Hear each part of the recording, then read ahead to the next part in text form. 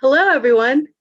My name is Victoria Cepeda, and I'm one of the three co-producers of this event, alongside Santi Samano and Angela Estela Moore. Thank you for joining us tonight. We at Breath of Fire Latina Theater Ensemble are excited for you to join our first ever episode of Stage Stories, the live streamed edition. We have a total of 4 episodes planned for our current series and are ecstatic to explore a new medium of sharing our art during these uncertain times. This production and this series is made possible by over 30 artists of color, which consists of artists within our ensemble and our community. This series is offered for free, and we rely on support from donors like you. We make every little bit count. We are happy and appreciative to accept your generous donations. If you're able to, you can donate via PayPal to paypal.me/breathoffiretheater, or you could visit our website at breathoffire.org. If this is your first time engaging with Breath of Fire Latina Theater Ensemble, we welcome you with open arms. Our ensemble creates opportunities and leadership roles for Latinas in the visual and performing arts. We aim to produce work that reflects, impacts, and empowers the Latinx community. We wanted to put this production up as a means of connecting with our community and letting everyone know that we acknowledge the different ways we are being affected by this global pandemic. As an organization, we want to publicly acknowledge the continued injustice that the Black and Afro-Latinx communities face due to blatant racism and police brutality. We stand in solidarity with the community organizers who are on the front lines of these protests. We are heartbroken to see the continued suffering in our communities. We are angry, outraged, and grieving for you. As an ensemble, we believe in the transformative power of theater and aim to raise awareness of critical issues in the community, entertain and challenge, foster cross-cultural understanding, and be a catalyst for personal healing and social justice. If you have money to spare right now, consider making a donation and signing petitions to help our Black community members. There is a change.org petition to call for justice for Tony McDade, a Black trans man who was shot and killed by police in Tallahassee, Florida. This is Florida's third fatal police shooting in 2 months. George Floyd's family has started a GoFundMe to cover funeral and burial costs, counseling service, legal fees, and continued care for his children. There is also a GoFundMe that is raising money for Ahmaud Arbery's mother, donations to which will similarly fund the family's legal battle. There is also a GoFundMe for Breonna Taylor's boyfriend, Kenneth Walker, in his legal fight against the Louisville Metro Police Department. If you would like to donate directly to an organization to support the Black community, here are a few suggestions from thecut.com. The Bail Project, Black Visions Collective, the Minnesota Freedom Fund, the Brooklyn Bail Fund, the NAACP Legal Defense Fund, Communities United Against Police Brutality, North Star Health Collective, and the ACLU. As an ensemble, we feel that it is of great importance to inform our audience that the pieces you're about to watch contain themes of sexual and physical violence and strong language. We completely understand if you're unable to watch because of these themes, as the safety and well-being of our community is our top priority. Before we begin, we would like to note that everyone's internet speed varies, therefore everyone is having a unique experience while watching this performance. Please be informed that this performance is live and we're working closely to ensure our connections are clear for your enjoyment. If we have to pause due to technical difficulties, please stand by as we troubleshoot our connections. There will be a 15 to 20-minute post-show talkback with our writers and directors, which will be led by our literary director, Diana Burbano. If you have any questions that arise from for our artists during the performance, please leave them in the comments. And now, without further ado, we introduce episode 1 of Breath of Fire Latina Theater Ensemble's Stage Stories, the live streamed edition, featuring La Sirena by Anatalia Vallez, directed by Xochitl Vallez, and La Chingada by Elizabeth Isela Szekeresh, directed by Estela Garcia.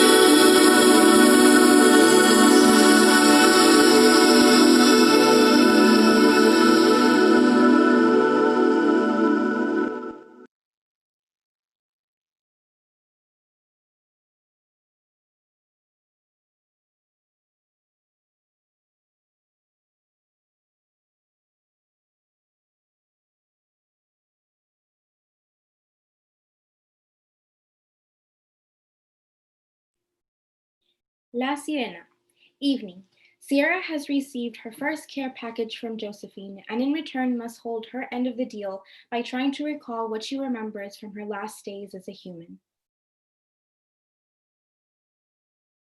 I know I'm supposed to remember what happened, but I don't, okay? Tal vez I don't want them to know the truth of who he was. Ruben was just a shapeshifter. Underneath that hard exterior, there was a tortured soul with no real home. A man persecuted by humans, hunted by his own shadows, cornered by his own demise. He caught wave of how I moved. My gestures, my quirks, my rhythm, until we danced one night till the sun came up. God, I felt like we were twin flames. I learned to care for him so deeply. I didn't know that I could put all my energy and time into loving one person like that. He had me engrossed, envuelto en su dedo. I could not let him go. It was so invigorating because he meant so much to so many people. I felt indispensable to the movement in a way. Everything was for his love, but he did not look at me as his equal, as his compañera en la lucha. No, I was his prey. He was the cool vato that whispered sweet nothings to all the girls. Oh, he was good with his words. You should have met this valiente. He knew how to rile up la gente. He had this bravado that grew crowds everywhere we went. He spoke about the dangers that laid out there, about the peligros and the lies and the thieves hidden within the system. So I never thought he was the one to look out for. One day he told me he had something to tell me. So we went for a walk around campus. I asked him where we were, but he just grew real close to me. My heart was racing. He placed his fingers under my chin, caressed my face, and looked me deep in the eyes. I didn't even notice when he began to smother me until I was gasping for air. Instincts kicked in, and I scratched him, dug my fingers deep into his face. I went for his eye, but he slapped my hand away.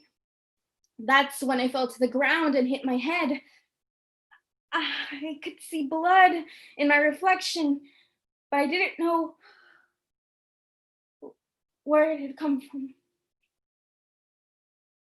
I tried to drag myself away from him, looked up only to see no trace of pity or remorse. I screamed so loud, but even in the echo in this chamber, no one could hear me outside. I yelled anyways and cried, "Auxilio!"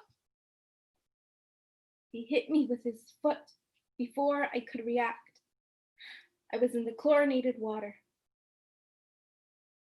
I didn't know how to swim, and he knew that. As I tried to hold on to the edge of the pool, he told me, "You're worthless."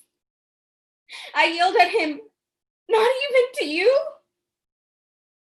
I gave you everything and still I mean nothing to you?" He responded with one last shove with what felt like all of his strength. And I disintegrated into tiny bits at the bottom of this pool, taking up as little space as possible, even after death. But some pieces of me survived. It took a while, but I'm here again. And you're the first person to see me like this. Thank you.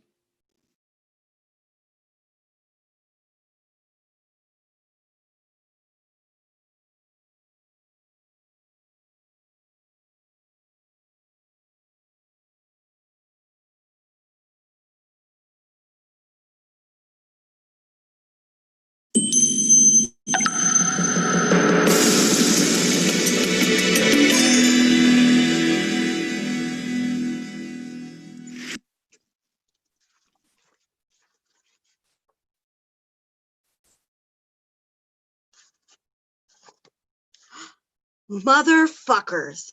501 years and still the same bullshit.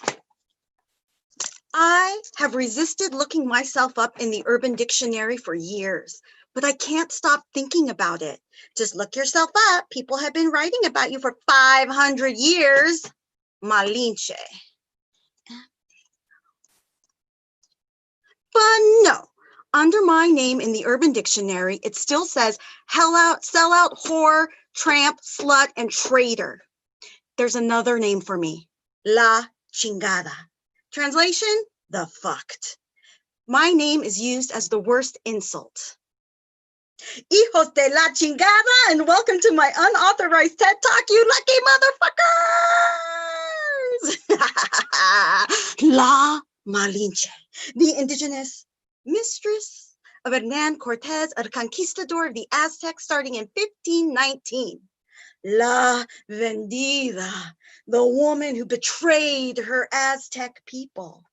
They say I spread my legs for the colonizer and he spread his colonization over me and the continent. But I'm going to tell you what really happened. Esto no es chisme. If Google existed 300 years ago, you would see that I was celebrated as the mother of Christianized New Spain, La Doña Marina.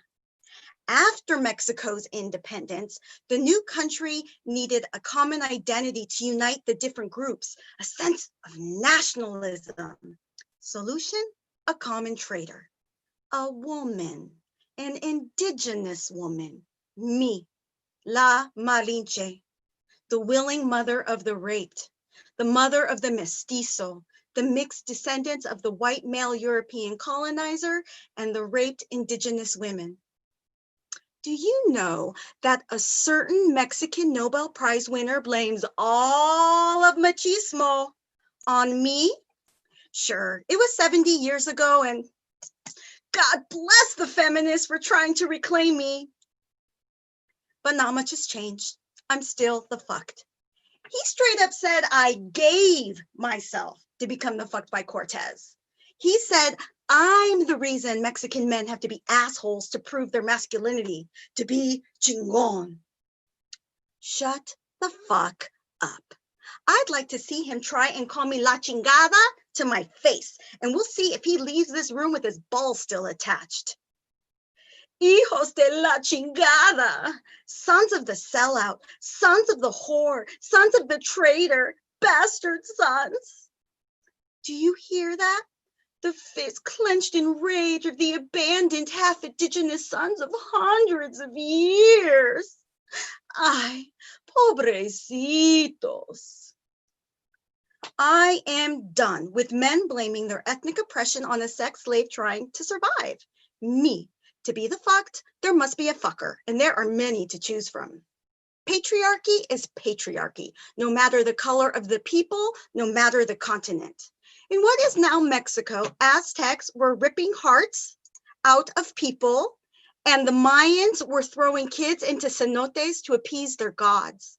In Spain, they were ripping nipples off of witches and sawing women in half, starting at their vaginas. Although I was of noble birth, it was useless when I was born a woman.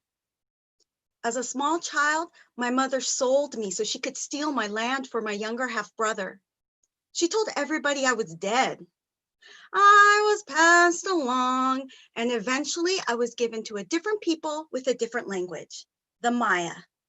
When Cortez arrived, the Mayans lost. The Mayans lost. The Mayans were like, dude, sorry about trying to kill you and shit. Here are 20 vaginas. Do with them as you will. I was one of the vaginas. This is not a love story. This is a rape story.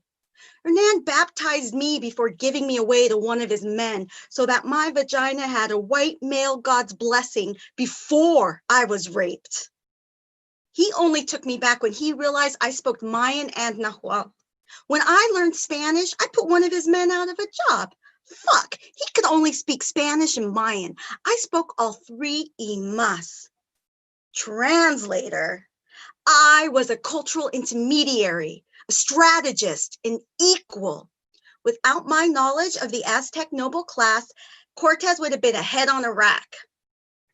History is quick to blame me, yet never the other indigenous groups that worked with Cortez to defeat the Aztecs.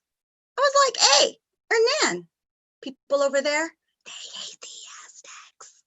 The people over there, they do too. Everyone is like totally done with the whole human sacrifice thing.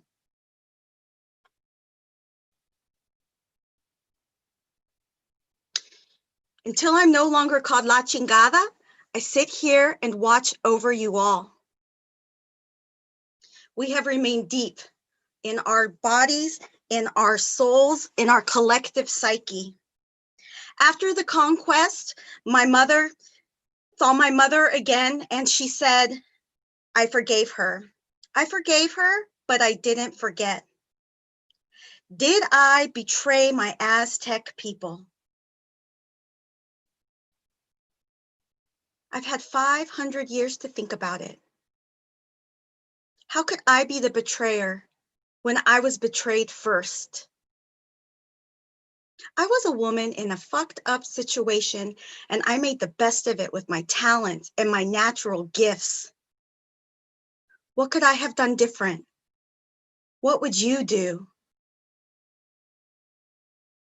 After the conquest, I was no longer useful to Hernan, and he gave me to one of his men to marry, with whom I had a daughter, Maria. And that's the last you can find of me in history. Some say I lived my life out in luxury. Others say I died in childbirth with my daughter. And others say I died with smallpox. I say,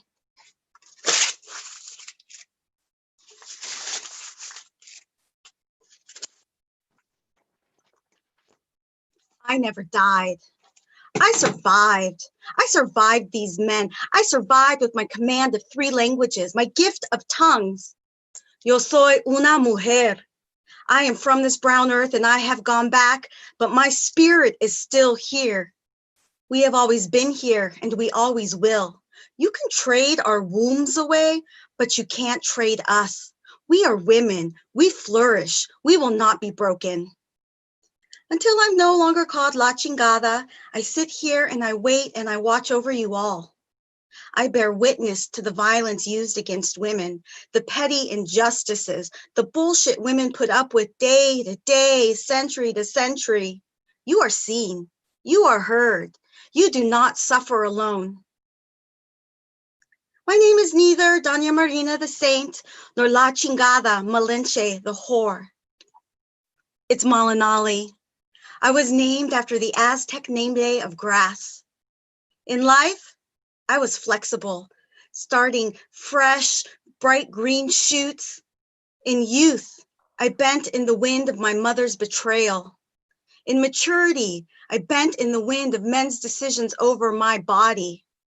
But my roots have remained deep in our collective psyche, in our language, in our art, in our bodies.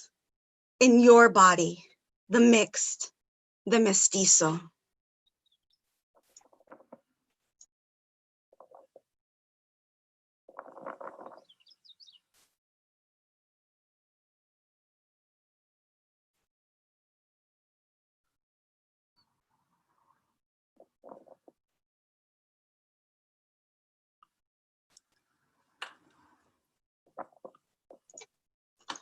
Thank you very much. Yay, Estela! Where is she? Oh, she's coming. Thank you. Hi, everybody. Thank you so much for coming. Beautiful work. Beautiful work. Thank you, everybody. We greatly appreciate all your time. And now I'm gonna pass it over to Diana Burbano. So thank you so much for being here with us. And it's in your hands now. Thank you, Victoria. Thank you, everybody. Welcome. What a beautiful way to spend a Saturday afternoon. So the first thing I would like to find out, I would like to encourage anybody who's out there to please feel free to ask questions, and we'll make sure to get them to our artists. We also have some questions for you very quickly just to think about. What came up for you as you watched the performance? Any feelings or thoughts or words that stuck out to you? And I think I'll start with that. And please do feel free to give us any questions. And as they come rolling in, we'll make sure they get answered. So why don't we start with Anatalia? Why don't you tell us a little bit about the birth of that piece and or anything you feel like you'd like to let us know? Hi. Yes, thank you. Thank you, everyone. It's such an awesome honor and privilege to be doing this virtually and to have like La Sirena and La Chingada together. That's just like a duo that is like unstoppable and awesome. And so I'm really grateful for how it just kind of all came together. Really like in a theme, right? About understanding the ways that we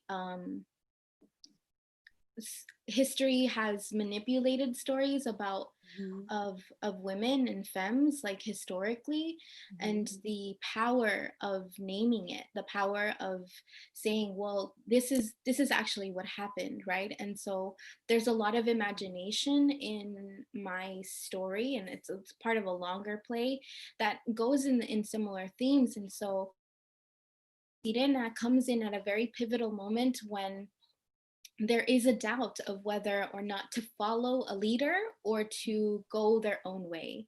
And in seeing Sierra come to life, and she's reminded, the main character is reminded of the importance of maybe I'm doing something wrong by affirming my existence because I haven't seen it before, but these are the consequences when you don't. When you don't choose for you don't take action for yourself. And some people have the privilege of doing that and some people don't. And so there's so many women. I mean, every day I hear about women being murdered in Mexico and Latin America, here in the US. Like, it's everywhere, right? Misogyny, it permeates like borders. It doesn't know countries. And so that's what I'm really passionate about, especially with the piece. Thank you, Anatalia. Elizabeth, how would you like to tell I your piece? always thought she got a raw deal. I found out about her later in life, and she gets told as the sellout. And she's also like mistress or love interest. Like, she was sold by her mom. She didn't have many options, and she did the best she could with what she had. And she was really smart. She, even in the tapestries, like, she's speaking, and women aren't always speaking in the tapestries as well. And she kind of kicked ass. I mean, I think the indigenous men, if they knew what was going to happen, they wouldn't have worked with Cortez, but she kind of didn't have a choice. She was given away and she made the best of it. And I think that's what happened to a lot of women, and still kind of does, like, you got a raw deal and you make the best of it. But I really like the end part's my favorite, like, yo soy una mujer, and like, I feel really rooted there. And I think there's strength, and like what's going on now is sort of a continuation of what happened in 1519. It's the same shit, a different century. It looks different, but a lot of it's the same. Thank you. Yeah, thank you. I think both of you, I'm really thinking what you said about the historical record and how she's being portrayed is so important. I was having that conversation today about, well, maybe women didn't do so much back in that era. And I think, no, of course they did so much back in whatever day you want to say it is. They're not in the record because they didn't write the record, right? Mm-hmm.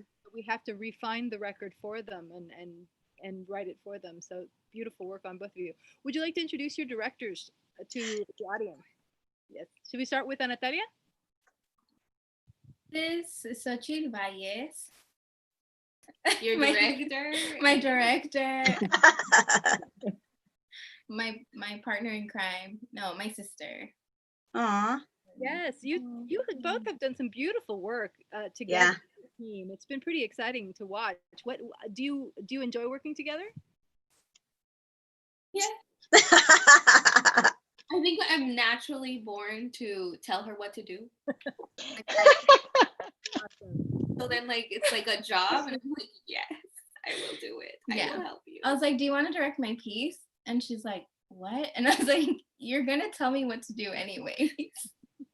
Might as well just like give you that, you know, because we got to support one another too. Like, uplift one another. So I was like, Ren, just put it on the thing and we'll do it. Make it official. But we also really understand each other. Like, I know how she works. Yeah. I know what she needs to hear. That's and we collaborate really well together. Tell us a little bit about the piece you're using as your background.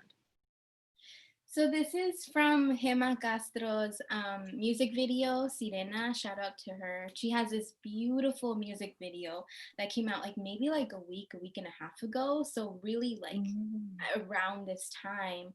And it's a beautiful piece.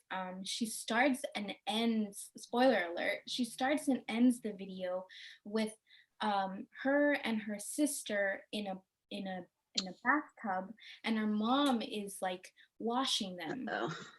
And it's so tender and beautiful, and it's like this journey of finding yourself, finding one another when you've lost that contact. And she has it's a beautiful music video, so it just felt so fitting, and we used the audio as well for the intro.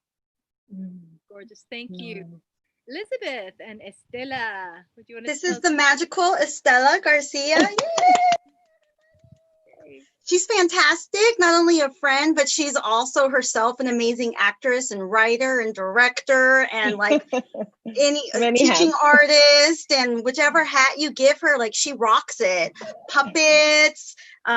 She's just fantastic to work with. She makes me feel very safe and pulled stuff out of the work that I hadn't seen. So I've been very lucky, like so lucky, because she's so talented. Everybody hire Estela. Okay. Hi, Estelita. Hola. I'm good after this. Nourishment for the soul.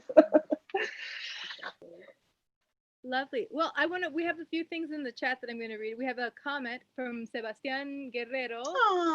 Anatalia, I'm not familiar with the main story, but I was glad to hear her development as questioned. At first not wanting to remember it, but then she starts to latch onto the memory and made it hers. Really great job. Really interesting, powerful pieces. Thank you, Julianne Jagur. Yay, Julianne! Yay for sisters. Yay. Let's see. Yes, thank you. Yeah, these are great comments about the story. So I have a question for the audience as well. Was there anybody did you relate to La Sirena or to La Chingada, or neither, or both? If you can respond to that, I'd love to know. And also, what are you taking away from this evening? What are you taking away from coming as we offer our sort of these bite-sized wonders of theater? What are you taking away from it? I know that I am fed, just like you, Estela, by the connection and the nourishment of seeing such powerful and exciting art happening, and how it seems like our community is so able and willing to take what we're given and turn it into something really fantastic on practically nothing. And I hope that you all take that away, if nothing else. So I also want to quickly commend both Anatalia and Elizabeth, because I think also it's also a really special skill to and power to be able to write your own work and perform your own work and come into that power of your own words. And so just congratulations to the both of you. A comment here that says, from Jeanette Franco, I relate to La Chingada. I'm so happy to learn so much more from Malani. Excellent. Yeah, when I found out her name, when I found out what her real name was, I was like, well, why is she being called all these other names when this is, and it's such a beautiful name.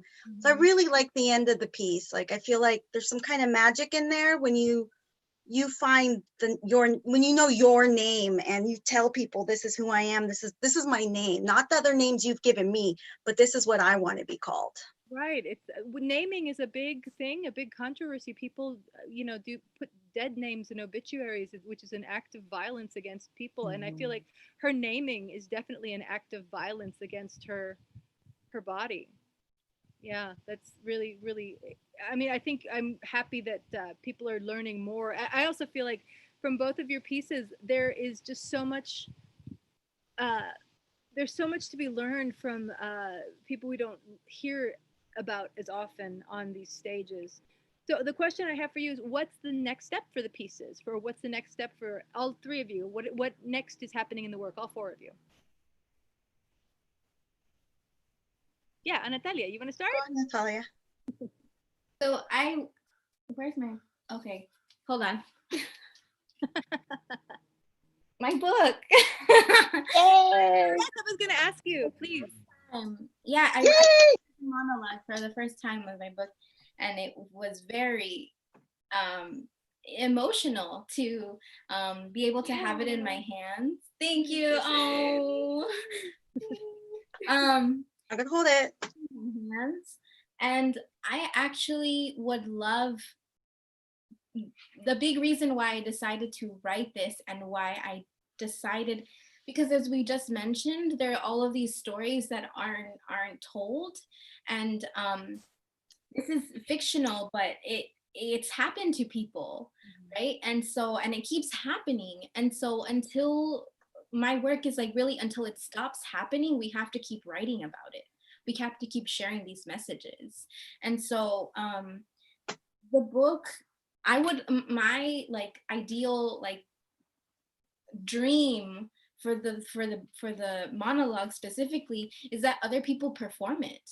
Like, and other people get to share it, and there's more monologues. There's a one woman show, like that's why I wanted to produce, like put it together and share it with folks. So if you feel like the need to, like, oh, you know, there's a need for a monologue or something like that, you have something, and you can make it your own too, which is so exciting.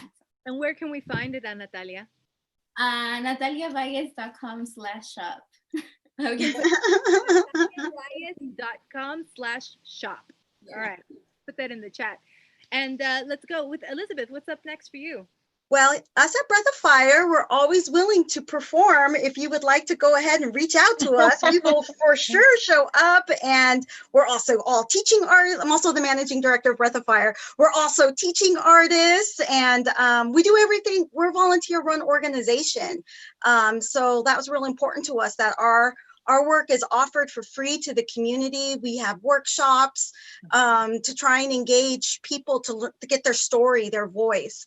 And what's next for this one? I'm a writer first, so being an actor on top of it is like, but I push myself because I'm a better writer if I appreciate what actors are going through. And every time I'm not, every time I, put myself out there and try, I realize, man, actors work so hard and there's so much preparation and training. And so, so the same thing, like if somebody wants to perform it, it's right here. You can cuss and say inappropriate things, hopefully in front of people who might be like, oh my God, because I do that as a writer too. I can't help myself. Where can we find you? Well, right, you can find me on Facebook at Elizabeth Isela Szekeresh. I should put my name in there. And I have a website, but it somehow died. It's elizabethisela.com. So I'll have it up in a week. And you're also on the Play Exchange, aren't you? For anybody looking for playwrights. Yeah. Oh, I'm on Playwrights Exchange as well, if you're looking for a playwright or other work. And mostly it's just to get these voices out in the world, however they get there. Great. I love both these pieces. I'm excited to hear more from the both of you. Estelita, what are you up to? Personally, what am I up to? Surviving this stay-at-home order. No, I was gonna comment on La Chingada, something that I've been kind of pushing a little bit, and maybe we'll get to experiment with this idea of like being at home and playing with media more. Mm-hmm. I've been talking to her. I'm like, well, this could also be a film, right? That we're talking about, like our version of a TED Talk. And so I've just been thinking and kind of throwing different passages. We kind of played with it a tiny, tiny bit with the grass at the end. But I feel like there's all these other moments that could also live in that world. So I'm kind of whispering to Elizabeth that maybe that could be something that we explore with this piece. Yeah.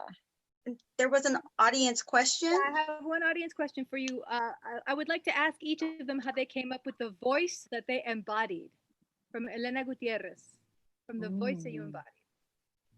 Where did that come I was just angry for her. I was so mad when I realized it. It's so like this piece, it was so hard for me to try and play with my voice because I'm kind of mad the whole entire time personally. So it's I found her voice in anger, but then later I found the hurt because she was, you know, her mom gave her away. Her children were taken from her. So there's no place of her in the history. I couldn't find how she actually died. There was like all these different things. I couldn't find her. The only way I could find out about her was her relation to Cortez. And then that was it. So I think it was just, I felt a lot of anger. I felt a lot of anger. Elizabeth, can you share a little bit of something that we found afterwards that you connected as far as identity? Do you remember when we were talking about that? Does that ring a bell? Well, we talked about your connection to identity and how your personal story. Yeah. I'm mixed as well, so I'm half Mexican, half white, and so the mestizo in her son, I really identify with that a lot, and that she's kind of like she's our mother, she's our, you know, archetypal mother of the mestizo. Not everybody, you know, then I got into my head, but not everybody's mestizo, and then things went crazy in my brain. But I really identified to that being part of a couple worlds, because I get to walk through a few worlds, and she walked through a few worlds as well, just because of how, you know, what my background is. So yeah, I identified with her a lot on a lot of different levels. Anatalia? So I want to do more research, actually. This got me really excited about doing more research around Chicanas in the 70s, like 60s and 70s, the whole like Chicana movement that was like coming up at that time, like Chicano movement, and then how people were being kind of torn between like, well, are you going to be a feminist or are you going to be a Chicano, and all of this, and kind of this that tension that rose at that time. And so yeah, we really played with that, with like the different emotions that come up, right? The journey of her getting to know this person, her falling in love, and then it just becoming very intermixed with the work that they were doing in the movement. And that's why I part of it is like the question of who do we idealize in our lives, and the power, right? When we choose to give our power away, which is different because we all have power, but when we choose to give our power away, what are you left with? And so I think that is the loss that she's dealing with, and in the beginning having a hard time even placing you know, those two together, because she was so attached to this person. She wanted the best for this person, and so that's the voice. And a question for our directors from Elvia Rubalcaba. How did you tackle directing each of these pieces? What do you envision if you directed it on the stage or in public spaces? Yeah. So for us, we did this at a festival. What was it? A couple months ago. And so one of the ideas that we wanted to play with was we wanted to have a projection that actually Elizabeth handled live, as if it were like a TED Talk. And so we had some technical difficulties because we performed at a festival, and, you know, trying to get all of that together. So it was kind of exciting for us to go digitally and have that really be a way to like further the storytelling, and kind of split up a little bit of like the one person talking the whole time. So that's how we were like finding some dynamics with that. Some of the things we adapted were off the top. There was a lot more audience interaction of Elizabeth talking to the audience and asking them like who said like la chingada or chinga tu madre, you know, who said all of those, and kind of making it more of a impersonal, real life not part of a show kind of spirit. And so we had a lot of that, but because of this platform, we were like, okay, how do we adapt some of the stuff and how do we simplify some of the things? You know, we cut out a lot of movement that we had, just for the sake of making it transition into this form. So definitely, if it were on a stage, there'd definitely be a lot more movement and audience interaction. Hi. So I think this was very like, it's a monologue. I think that Natalie or Anatalia touched on that a little bit earlier, which is she really wanted it to be tangible, like in a book, something that's published, because a lot of times at auditions, they ask you to perform something that's been published. And so she really wanted monologues that were published. And so I think that's kind of the idea that we had this time, which was like, it's a monologue. She's speaking. She needs to be center stage. But I think it would be really interesting, and something that goes on in the rest of the play, right, is that she is a mermaid, and so she lives in water. And how would we bring in that element, and how would that look either on a stage or on film? I think would be really interesting to actually bring in more of those elements of I guess other people, right? Because it's other people. Yeah. Beautiful. I already know the directors in the audience are salivating at the idea of putting something like that up. I think that's exciting. And I also love the rebellion, because you're right, published monologues are a huge thing, you know, and to just do that is an act of beautiful rebellion. And because it is tough, and we do often have to write for ourselves, you know, because the things don't exist. So to have something exist like that is very, very powerful. So my friends, I think I'm going to wrap it up with one, if everybody would like to just say one last thing to the audience before we wrap it up. We'll start with Elizabeth, since you're that way on my Brady Bunch.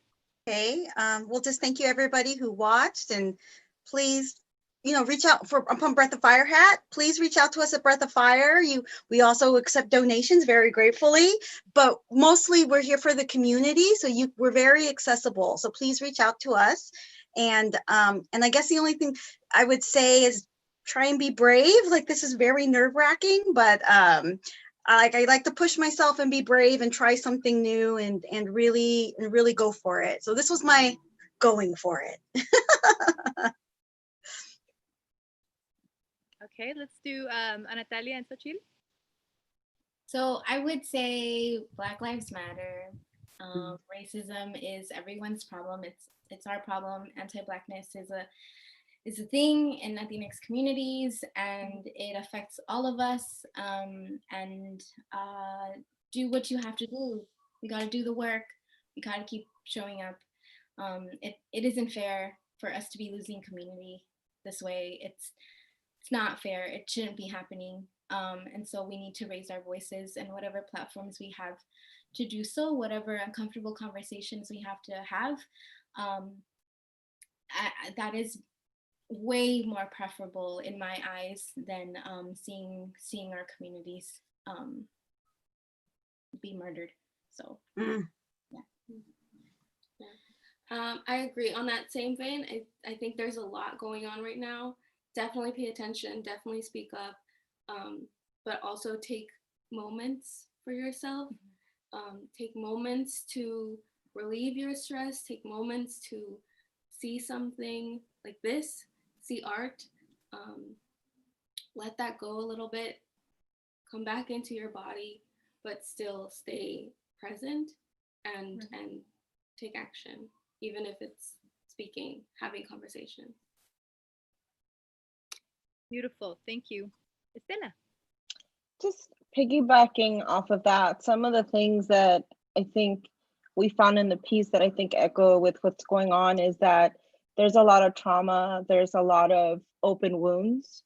Right now, we're really going through a moment of a lot of pain.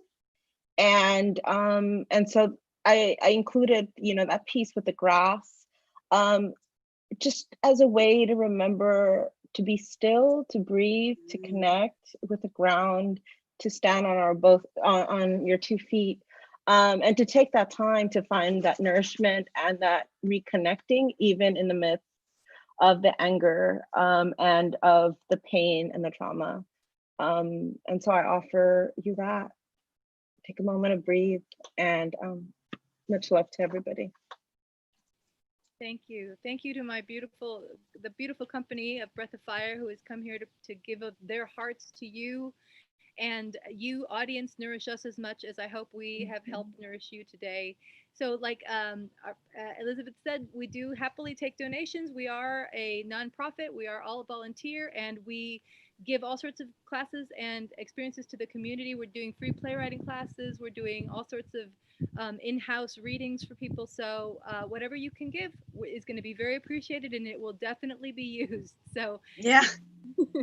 thank you so much. And again, any questions, connect with us at our website, on Facebook, Breath of Fire Latina Theater Ensemble. And stay safe, stay healthy, and fight on. Yeah. Bye. Thank you, everyone. Thank you.